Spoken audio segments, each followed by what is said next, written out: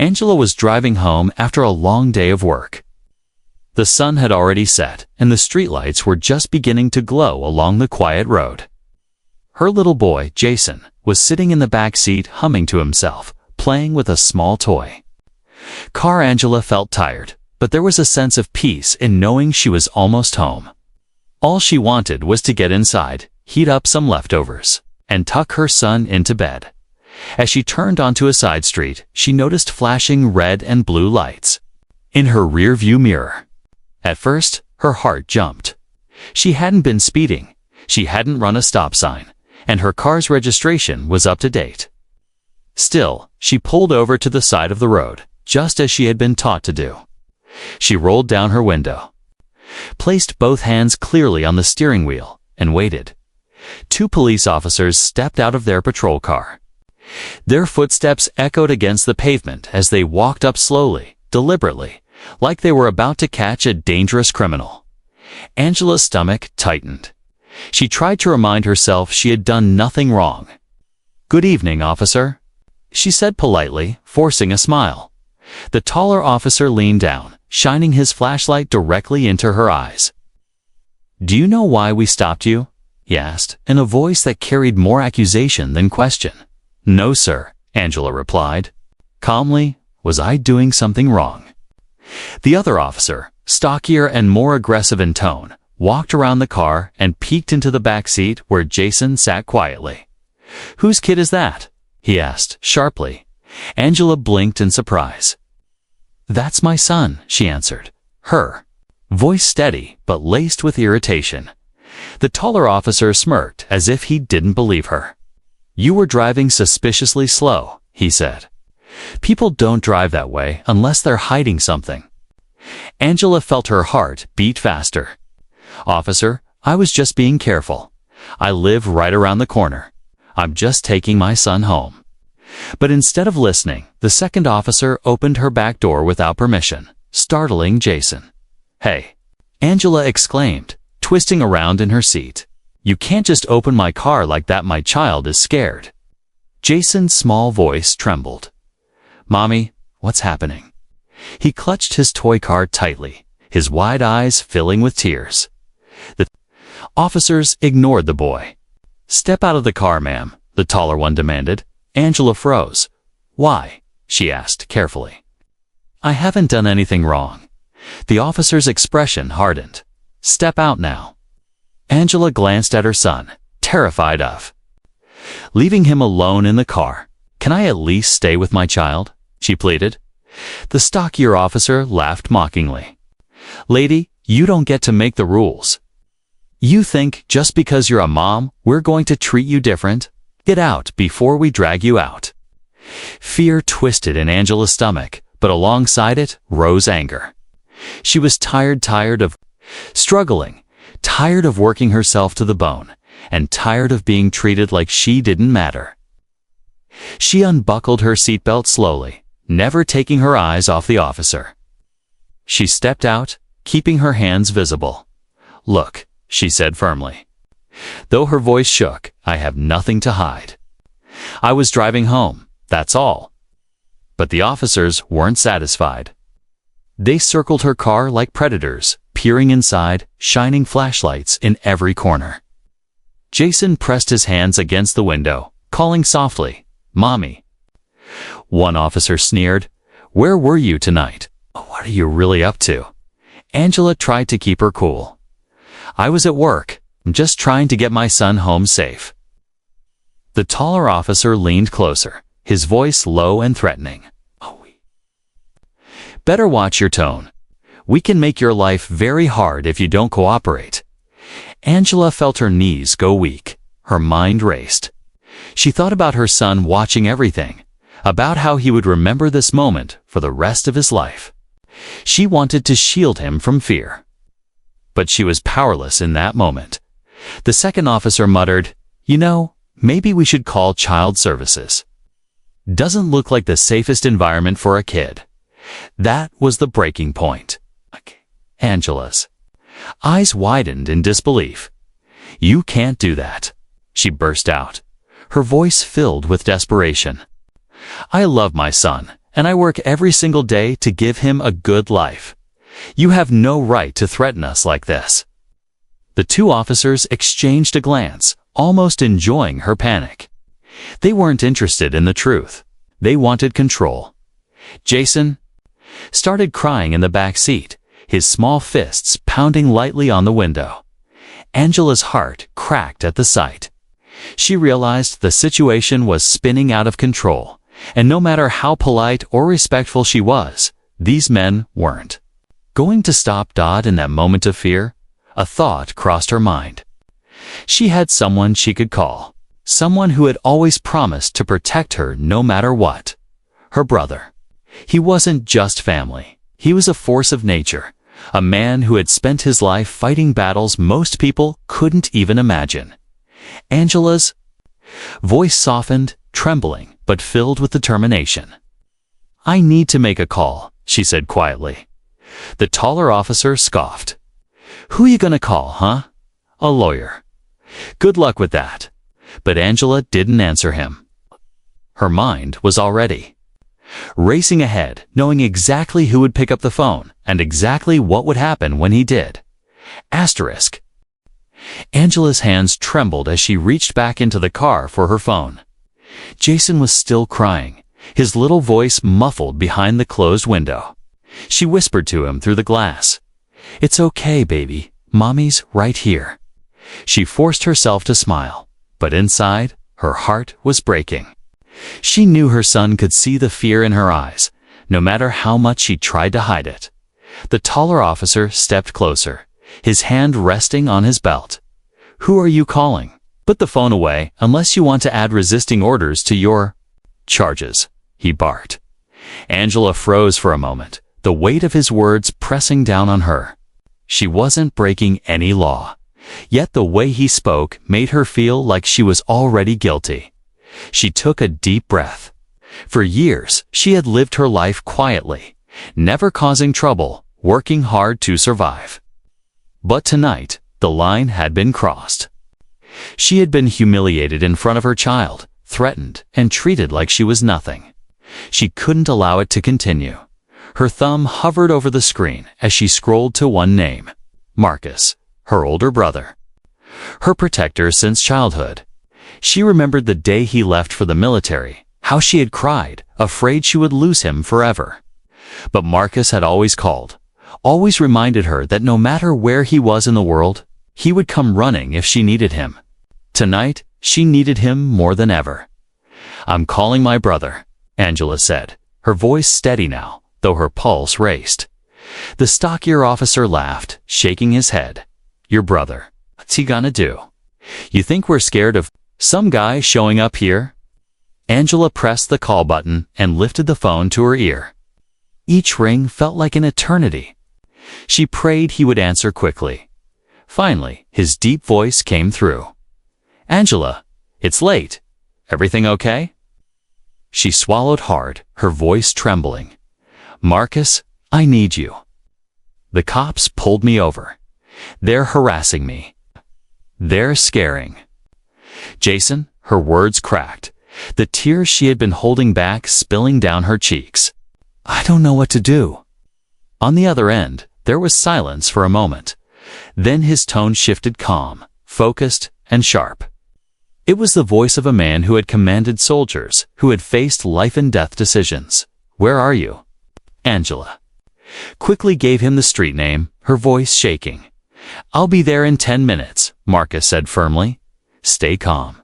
Don't let them touch you or Jason. I'm on my way." When the call ended, Angela felt a strange mixture of relief and fear. Relief, because she knew Marcus always kept his word.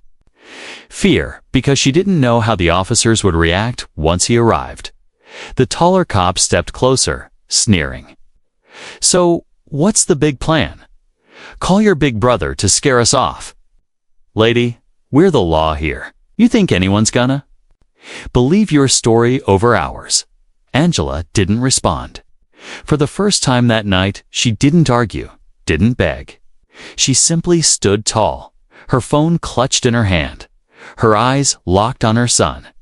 Inside, she repeated to herself, "Marcus is coming." Hold on just a little longer. Jason wiped his tears and pressed his small hand against the window again. Angela leaned down and placed her hand on the glass, lining it up with his. It was a silent promise. She would not let anything happen to him. Minutes dragged like hours. The officers grew restless. One of them muttered something about searching the car, but Angela stepped in front of the driver's door. "No," she said firmly. "You don't have a warrant. You're not going to scare me anymore." Her voice surprised even her. She sounded stronger than she felt, but she refused to back down. The taller officer smirked. "You've got some nerve. Maybe a night in jail will teach you some respect." He reached for his handcuffs, but before he could take another step, the low rumble of an engine echoed down the street. Angela's heart leaped. She knew that sound. She turned her head just as a black SUV came into view, its headlights cutting through the darkness. It pulled up smoothly behind the police car, and the engine cut off. The two officers exchanged glances, suddenly uneasy. The driver's door opened, and a tall, broad-shouldered man stepped out. Marcus, even in jeans and a plain t-shirt, his presence was undeniable. He moved with the kind of confidence that came from years of discipline, training, and survival. His eyes scanned the scene quickly. Angela standing by her car, Jason crying inside, and two officers hovering too close. His jaw tightened. Angela felt tears of relief blur her vision. "Marcus," she whispered. He walked toward her with steady strides, not rushing, not hesitating. The officers straightened instinctively, as if sensing that this man was not someone to underestimate. "Is there a problem here?" Marcus's voice was calm, but carried an edge of authority that made the air itself feel heavier.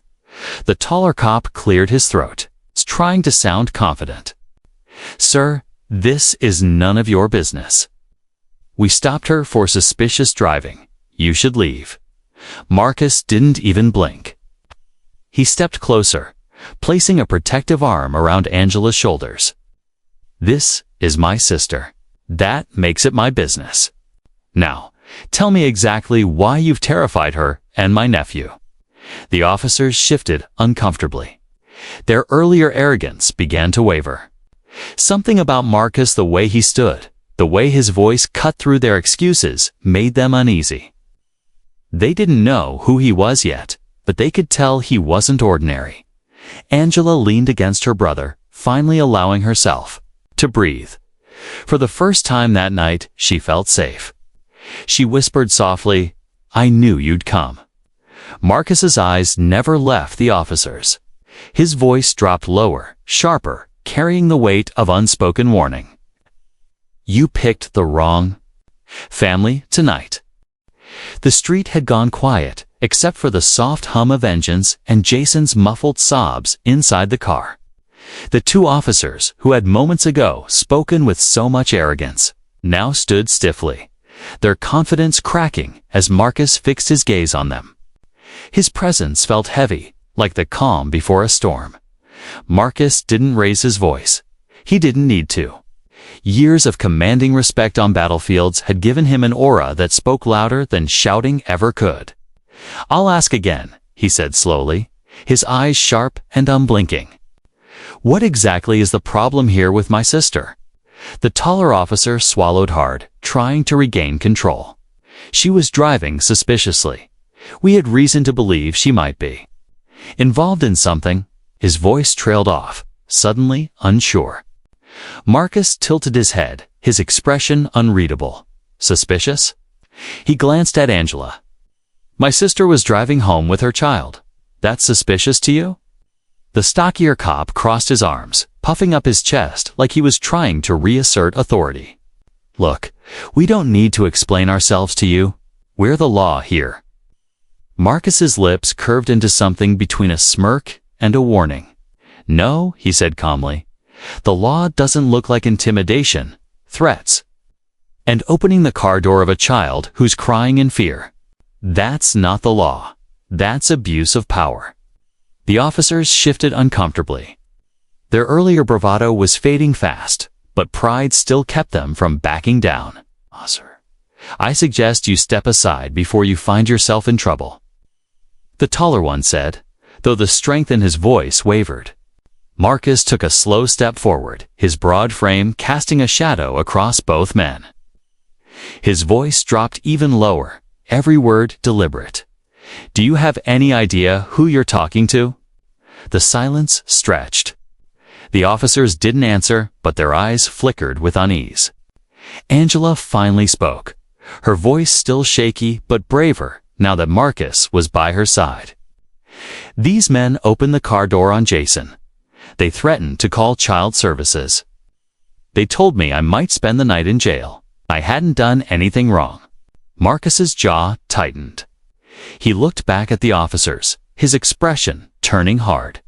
Threatening a mother in front of her child. That's cowardly, and it ends now. The stockier cop's hand twitched near his holster, but Marcus's eyes snapped to the movement. "Don't," he said flatly. Just that one word, cold, sharp, final, was enough to freeze the man in place. For the first time that night, the officers looked uncertain. They were used to people being afraid of them, used to having the upper hand. But Marcus wasn't afraid. His calmness was scarier than anger, his silence louder than their threats. The taller cop tried to recover. "All right, sir, if you don't calm down, we'll be forced to take you in for interfering with police duty." Marcus let out a quiet laugh, one without humor. "Take me in." He stepped closer until he was only a foot away, his voice low enough that only they could hear. "You couldn't handle me if you tried. Do you even know what Delta Force is?" The officers blinked, unsure. Marcus leaned forward slightly. "I've spent years in places you couldn't survive a day. I've faced men with real weapons and real power who thought they could control innocent lives. And let me tell you something, bullies, no matter what uniform they wear, always fall." The stockier officer's face paled. The realization hit. This wasn't just some protective brother. This was a man trained for war. From inside the car, Jason pressed his face to the glass, eyes wide as he watched his uncle stand like an unshakable wall. Angela bent down briefly to reassure him, whispering, "It's okay, baby. Uncle Marcus is here." The taller cop finally took a step back, muttering, "We don't want any trouble." Marcus's eyes narrowed. Too late. You already made trouble when you harassed a woman and terrified a child. But here's the difference: your trouble stops when I step in. The street had drawn attention. Curtains in nearby houses shifted. A couple of neighbors peeked outside, whispering as they noticed the flashing lights and tense standoff. The officers knew the eyes of the community were on them now. Marcus sensed it too. He straightened his shoulders and spoke louder this time, making sure the gathering audience could hear. "My sister deserves respect. She was driving home, nothing more. You overstepped. You used fear instead of justice. That's not what this uniform is supposed to mean." Angela's chest swelled with pride. For the first time that night, the fear in her heart was replaced with something else: hope.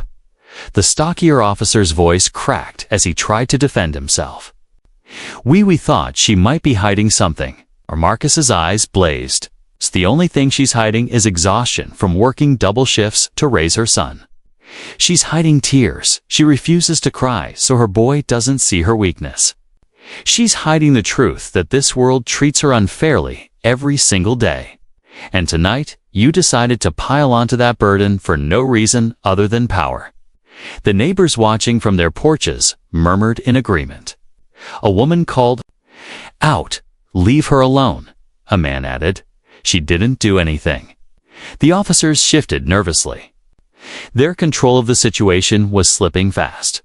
Marcus lowered his voice again, returning his focus to them. "Now here's what's going to happen. You're going to step back. You're going to let her leave with her son.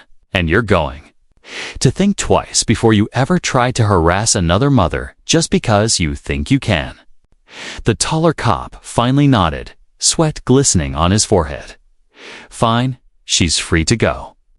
Angela's knees nearly buckled in relief. She turned to Marcus, whispering, "Thank you." Marcus gave her a small, reassuring nod before turning back to the officers one last time. "You should be grateful I'm here as her brother, not as a soldier, because a soldier doesn't argue. A soldier ends the threat." The officers' faces drained of color. Without another word, they backed away, retreating to their patrol car. Angela quickly opened the back door, pulling Jason into her arms. He clung to her tightly, burying his face in her shoulder. She kissed the top of his head, whispering, "We're safe now, baby. We're safe."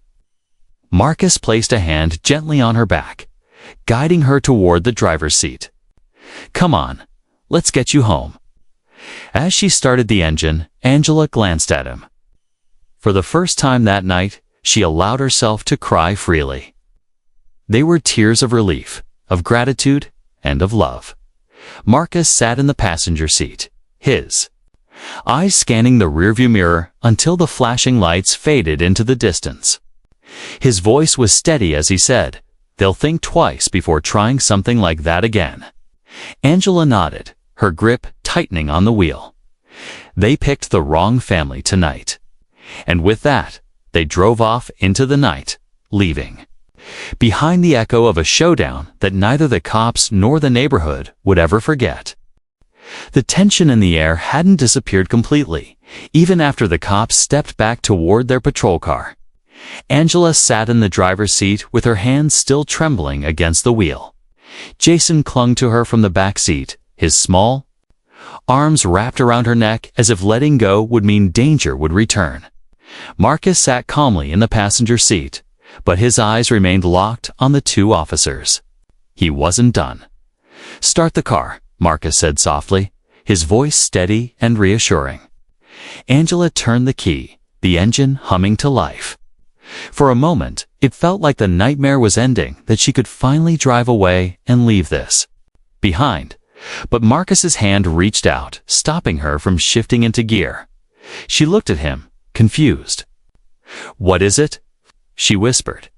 His eyes were still fixed on the officers. "They don't get to walk away like nothing happened," he said quietly. "Not after what they did to you. Not after scaring Jason like that." Angela's breath caught in her throat. Part of her wanted to escape as fast as possible, to pretend none of it had happened. But another part of her, the part that had been holding back tears and anger for years, knew Marcus was right. If they left now, those men would simply find another woman tomorrow. Another mother. Another child. Marcus opened his door and stepped out. The sound of it slamming shut cut through the night like a gunshot. Both officers froze mid-step, glancing back at him nervously. The taller one tried to maintain his composure, though his voice wavered. "I told you, it's over. She's free to go." Marcus walked toward them with slow, deliberate strides. He wasn't rushing, he was controlling the pace, making every second feel heavier for the two men who had thought they held all the power. "Over," he repeated, his voice cold. "No, not yet. Not until you answer for what you've done." The stockier officer cleared his throat, trying to sound tough. "Sir, if you don't back off, we'll have to what?" Marcus cut in sharply. "Harass me the way you harassed her. Try to scare me with empty threats. You had no reason to pull her over, no reason to open her car door, and absolutely no reason to threaten to take her son. That's not just wrong needs.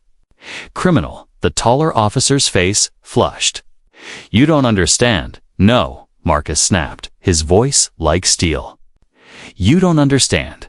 I've spent my life in war zones. I've faced men who carried real weapons and killed without hesitation. And do you know what they all had in common? They thought fear gave them control. But fear doesn't last forever. Fear fades the moment someone decides to stand up." By now, the neighbors who had been peeking through their curtains had stepped outside. A small crowd was forming, murmuring among themselves, their eyes fixed on Marcus as he stood tall against the officers. Phones appeared in hands, cameras recording every second. The flashing red and blue lights no longer represented authority, they represented shame. Marcus pointed toward Angela's car. You terrified a mother in front of her child. You made him cry. You treated them like criminals for no reason other than the color of their skin and the fact that she was alone. Tell me, officer. He stepped closer until his shadow stretched over both men. How do you justify that? The officers said nothing. Their silence was louder than any excuse could have been. Marcus's voice softened, but it carried even more weight now. When you put on that badge, you swore an oath to protect people, not to bully them, not to abuse them, not to make innocent families afraid of the very people they're supposed to trust. Tonight, you broke that oath. A voice rose from the crowd. That's right, someone shouted. Another added, we saw what happened. The officers' faces grew pale. They knew the situation was slipping beyond their control. Marcus pulled his phone from his pocket, his movements calm and deliberate. He dialed a number quickly, putting the call on speaker so everyone could hear. This is Master Sergeant Marcus. Cole, Delta Force, he said into the phone. I need to report to officers for unlawful conduct and harassment. I have witnesses on scene and video evidence. The crowd gasped at his introduction.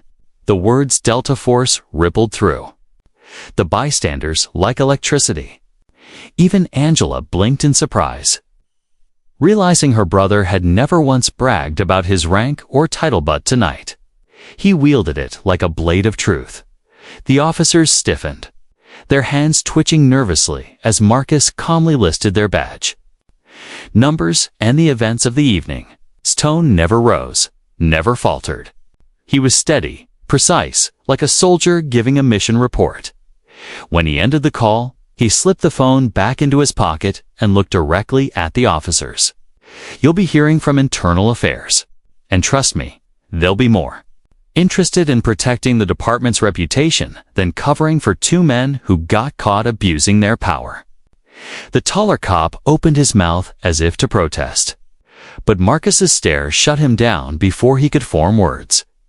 Angela stepped out of the car then, Jason still clinging to her hand.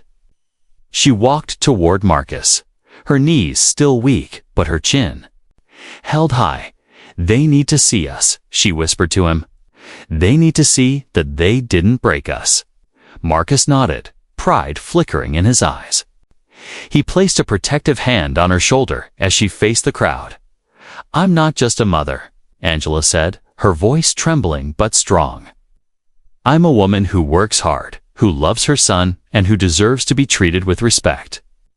Tonight, they tried to take that from me, but they couldn't, because I'm not alone. She glanced up at Marcus, tears shining in her eyes. I have my brother, and now all of you have seen the truth.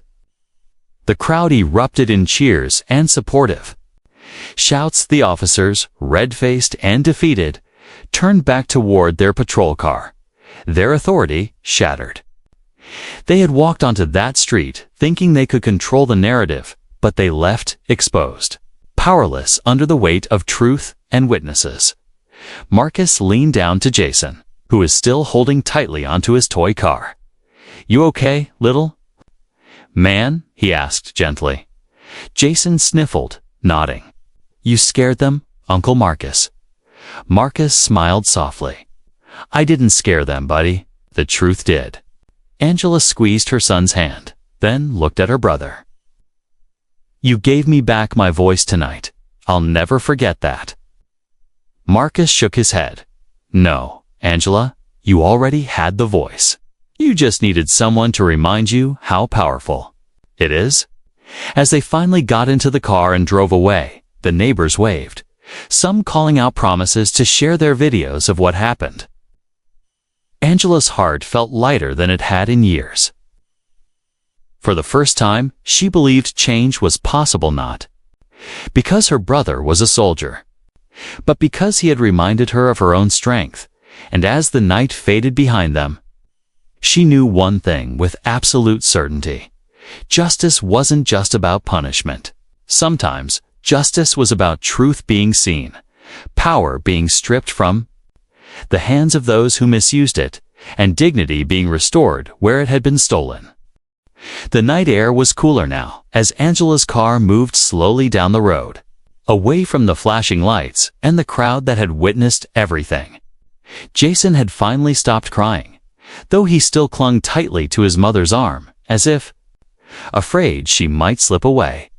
His toy car rested on his lap, forgotten. His wide eyes stared out the window, reflecting the glow of passing street lamps. Angela drove in silence at first, her knuckles white against the steering wheel. She was still shaking, the adrenaline of the encounter refusing to leave her body. Every time she blinked, she saw the image of the officers standing over her, threatening her, reaching into the car toward her son. It replayed in her mind like a nightmare that refused to end. Marcus sat beside her, his gaze steady as he watched the road ahead. He didn't speak right away, giving her the space to breathe. He knew from years of combat that silence could sometimes be the greatest comfort after chaos. Finally, his voice broke the quiet. "You handled yourself with strength, Angela," he said calmly. She let out a shaky laugh. "Strength?" "Marcus, I was terrified. My voice was shaking, my knees felt weak. I thought they were going to take Jason from me." He turned his head, his expression gentle but firm. "Fear doesn't mean weakness. Fear is natural.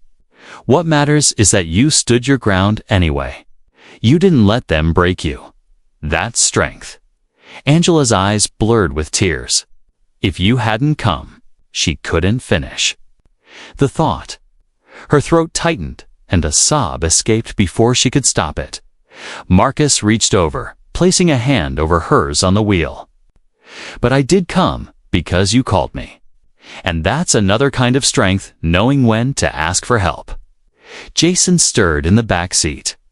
"Mommy, are the bad cops gone?" His small voice trembled with innocence and fear. Angela swallowed her tears and forced her voice to be steady for him. "Yes, baby, they're gone. They can't hurt us anymore." Jason's eyes flicked to Marcus. Uncle scared them away. Marcus glanced back at him through the rearview mirror and gave a small smile. "Not scared, Jason? I just reminded them of the truth." The boy frowned, confused. "What's the truth?"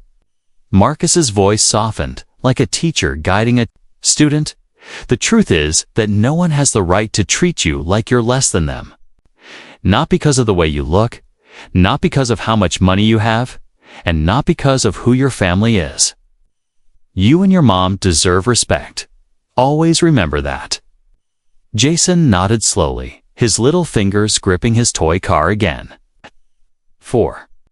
The first time that night, Angela saw a small glimmer of calm return to her son's face. The car rolled onto Angela's street, the familiar sight of her modest home bringing a sense of relief. She pulled into the driveway, cutting off the engine. For a moment, none of them moved. The silence of the neighborhood wrapped around them like a blanket. Broken only by the chirp of crickets, Angela finally exhaled a long breath she hadn't realized she'd been holding. She turned to Marcus, her eyes filled with gratitude. "I don't know how to thank you," she whispered. "You don't have to," he replied simply. "We're family. Protecting you and Jason isn't something I have to think about. It's just who I am." They sat there for a while, the night settling into calm. Then Marcus added, "But Angela, it can't stop here." She looked at him, confused. "What do you mean?" He leaned back in his seat, his eyes scanning the quiet houses across the street. "Those officers will face consequences, yes, but the bigger problem is the system that made them believe they could act like that in the first place. Tonight, it was you. Tomorrow, it could be another mother, another child. Angela's chest tightened. So what do we do? Marcus turned to her, his gaze sharp but filled with determination. We tell the story. You've already got witnesses, people who filmed everything.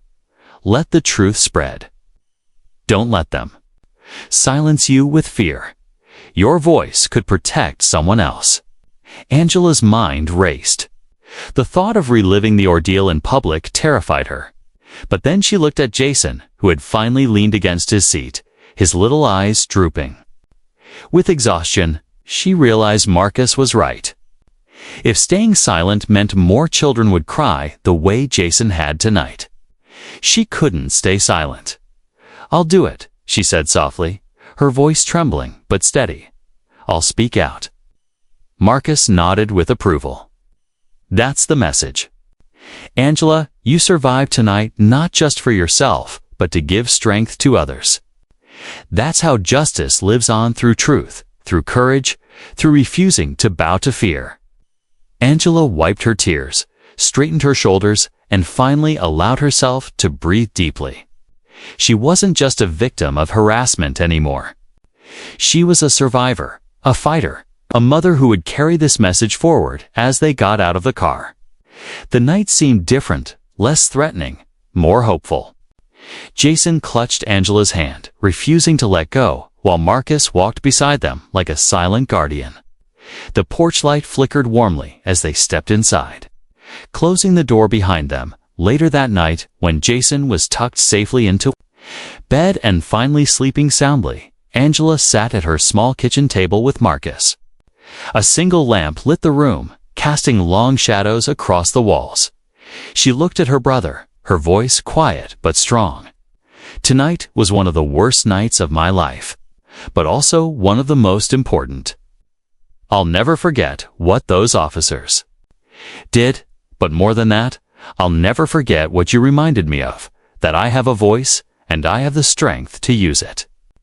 Marcus reached across the table, squeezing her hand. That's the lesson, Angela. Power only wins if good people stay silent. You spoke, you resisted, and you taught Jason what it means to stand up for what's right. That's the kind of message that outlives fear. Angela nodded, tears glistening in her eyes again, but this time they weren't tears of pain. They were tears of resolve. She knew her life would never be the same after tonight, but she also knew that change often began in the darkest moments. Outside, the quiet neighborhood slept peacefully, unaware that in one small house, a story of strength, love, and truth had just begun to ripple outward. A story that would inspire others, that would remind people everywhere. You can harass, you can threaten. You can abuse power, but you cannot break the bond of family. And you cannot silence the truth. The house was quiet now. The soft hum of the refrigerator, the only sound in the kitchen where Angela sat with Marcus. She cradled a warm mug of tea between her hands, though she hadn't taken a sip. Her mind was still replaying the night's events.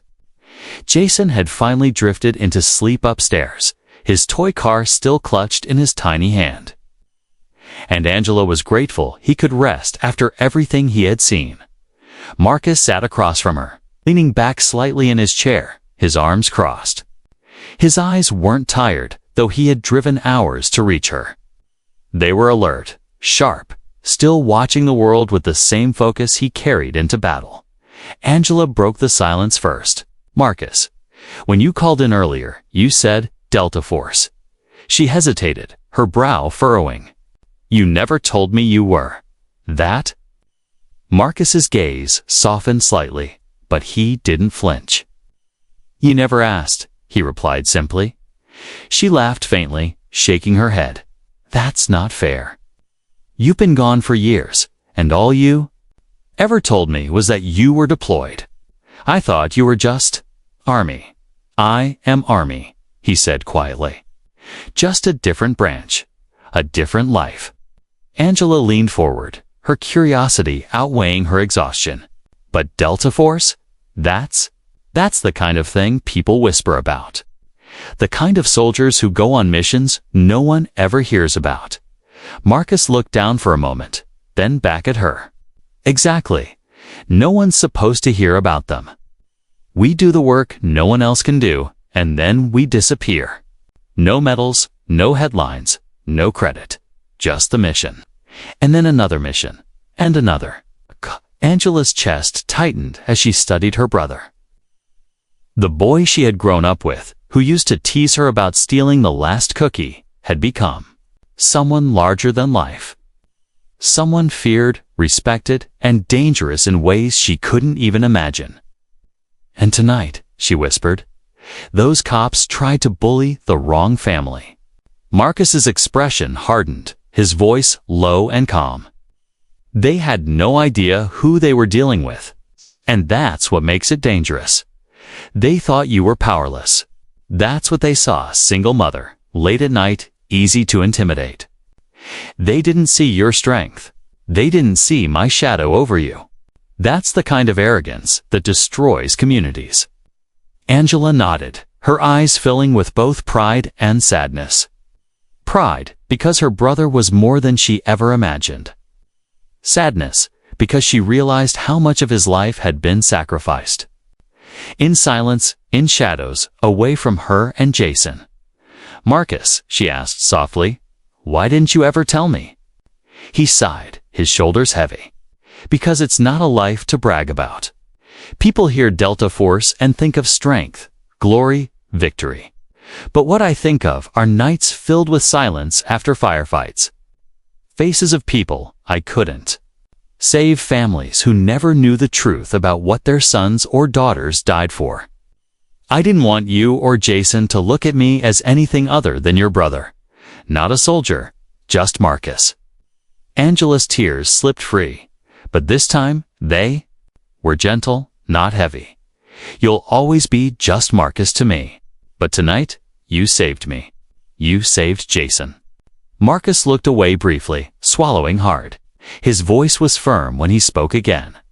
I'll always come when you call, but Angela, you can't rely on me being here every time. I want you to remember that the strength you showed tonight, the fire in your voice when you stood up to them, that wasn't me. That was you. Angela held his gaze, realizing the truth in his words. She had been afraid, but she hadn't surrendered. She had called him, yes, but she had also spoken up, refused to back down, and stood between her son and those officers. For the first time, she saw herself the way Marcus saw her. Strong, resilient, unbreakable. The next morning, news of the incident had already spread through the neighborhood. Videos recorded by bystanders had begun circulating online. Angela hadn't even realized how many cameras had been pointed at the scene, capturing her fear, her son's cries, and Marcus's commanding presence as he confronted the officers. By mid-morning, her phone buzzed with messages. Friends, coworkers, even neighbors she barely knew sent her links to the video. Is this you? They asked. That's your brother. Angela's stomach turned as she clicked one of the links. There she was, standing under the harsh glare of police flashlights, her voice breaking as she demanded answers. There was Jason, his little hands pressed against the window, and name Marcus. Calm, powerful, unshakable. The comments beneath the video poured in by the hundreds. Who is that man? Those cops backed down quick. That's how you protect your family. Delta Force. This feels like a movie. Angela looked at Marcus as he sipped his coffee, completely unbothered by the sudden wave of attention. Marcus, people are already calling you a hero. Some of them are even calling you the most feared soldier in America. Marcus chuckled quietly, shaking his head. Fear isn't the goal. Respect is. But sometimes people don't know the difference. Angela frowned. So what happens now? To you? To those officers, Marcus set down his mug. The Army won't comment. They never do. But the department, they'll have to deal with this. Too many eyes saw it. Too many voices are speaking out now. Those men thought no one would believe you. But now the world believes you. Angela felt her heart swell. For so long, she had carried the weight of being unseen, working long hours, raising Jason alone, struggling against a world that seemed determined to ignore her sacrifices. But now, her voice, her story, had been heard. And it was because of Marcus, yes, but also because she had chosen to speak, to resist, to refuse silence. Jason ran into the kitchen then, still in his pajamas, his toy car clutched in his hand. "Mommy," he said breathlessly, "my friends at school are going to see Uncle on the phone. He's famous." Angela laughed, pulling him into her lap. "Uncle doesn't want to be famous, sweetheart. He just wants to keep us safe." Marcus ruffled Jason's hair, his voice low and steady. "Fame fades, but truth doesn't. What matters is that you both know your worth, that you never let anyone treat you like you're less. That's the real legacy I want you to carry." Angela hugged her son tighter, her eyes meeting Marcus's. For the first time, she saw not just her brother, the soldier, not just her protector, but the man who carried an unshakable belief in her strength. And in that moment, she realized the truth wasn't just about what Marcus had revealed. The truth was about who she had become.